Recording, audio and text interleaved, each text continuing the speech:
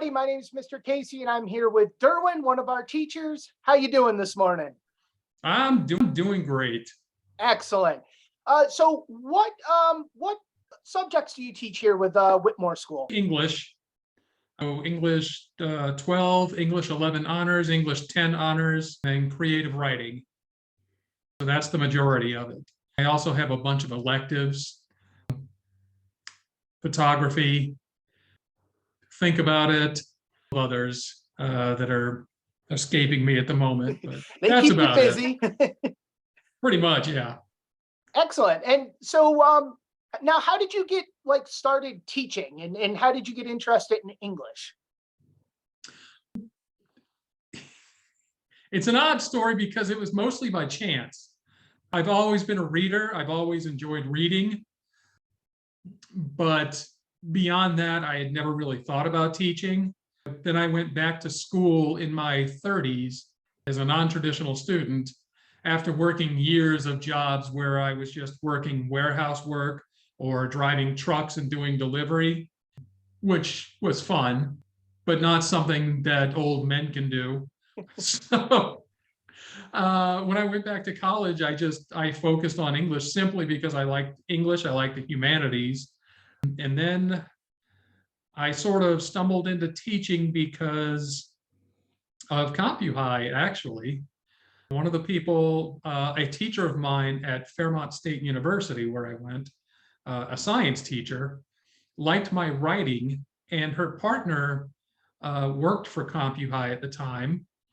They needed someone to teach English. She thought I had a great way of writing in English, and she said, I think you would be good for this. And that's how I started.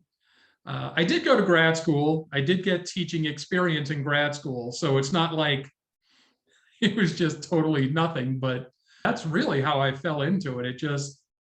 It was there. I enjoyed doing it. I especially knew I enjoyed doing it after grad school or during grad school, I mean, and that's how I came to be here. So you got your start directly in CompuHigh. So did you do any teaching in a brick and mortar school or has it been all online? Brick and mortar as far as universities. Well, I taught at WVU as a graduate student, and then I taught for a number of years after that at Fairmont State University. And I also taught high school kids at Pierpont who were taking college level English courses. Okay. So some brick and mortar in that as well as online. And at Fairmont State, they knew I did online. And so they started to also push me towards more of their online classes as well. So yeah, a mixture of both. Now, I'm sure, teaching at a university and a high school is a little bit different, but what's what's been your experience like working in brick and mortar versus the online platform? And so what is it you like about working at CompuHigh, for instance, and working online with the students? Working online with students, I enjoy it because so many of the students seem to do so well with it, whereas they do not. Some have had trouble, you know this, some have had trouble in other schools. Other schools just don't work for them for whatever reason.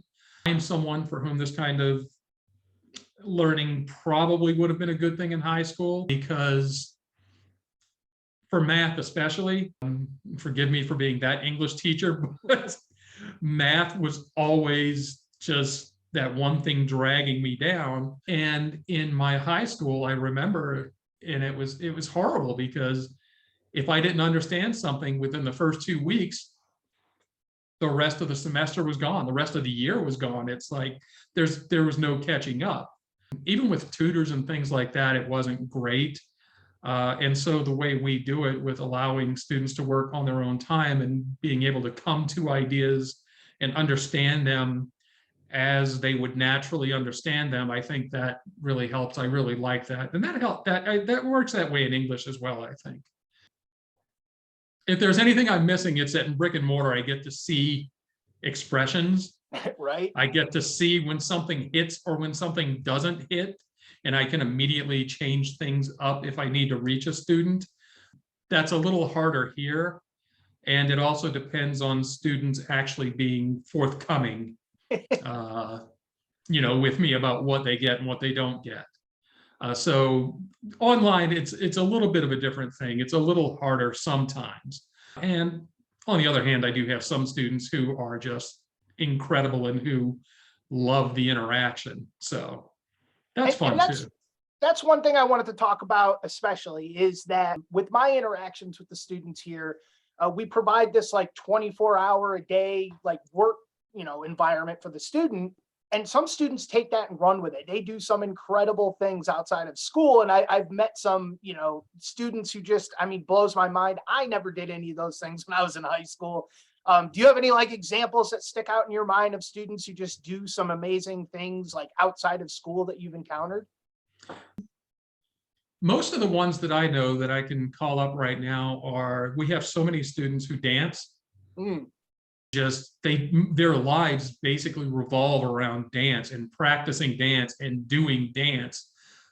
And it's something that another school wouldn't work for because we do have that, you can come anytime.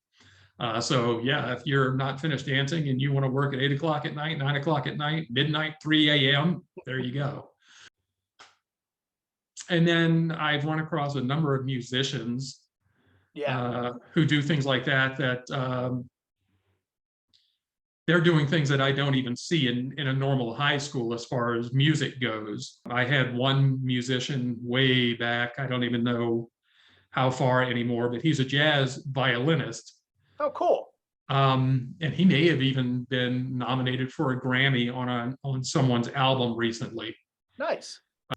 And it's just things like that normal schools, he was able to do all of his violin stuff outside of school because of the way we do it here. And I think that helped. Those are the things that most come to mind, though. Yeah. So if you were going to talk to, I don't know, either a prospective student or maybe some parents of a prospective students, what would you want them to know about like Whitmore School, how we go about doing things? Like what should they take into account before they come to us? One thing to take into account, I would think, is that this really works best for motivated students, for self-driven students.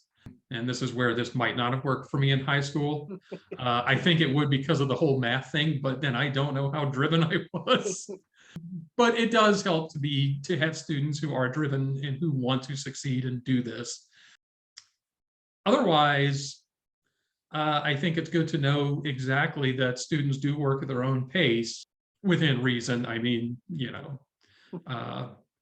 There are deadlines and things like that, but no one is hounding anyone to do their work. And I think some students appreciate that. And we also, I can't stress this enough, every interaction with a student is a one-to-one interaction with a student. Your students get more personalized attention than most students in any of my college courses that I ever taught, any of the high school I ever taught, because those depend on students coming to office hours if they want that personal one-to-one, hey, explain this to me. But here, every interaction basically is that one-to-one personal interaction, and how I interact with one student is not necessarily how I interact with another student, because we do get to know them, we get to know their personalities, we do get to understand what they need, how they need it, and how they learn. So I think all that's pluses for us. Excellent.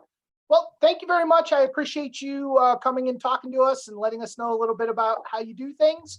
And hopefully we will see you at graduation soon, right? I will be there. All right. Well, you have a great day. Hey, you too. Thank you very much, Casey. All right.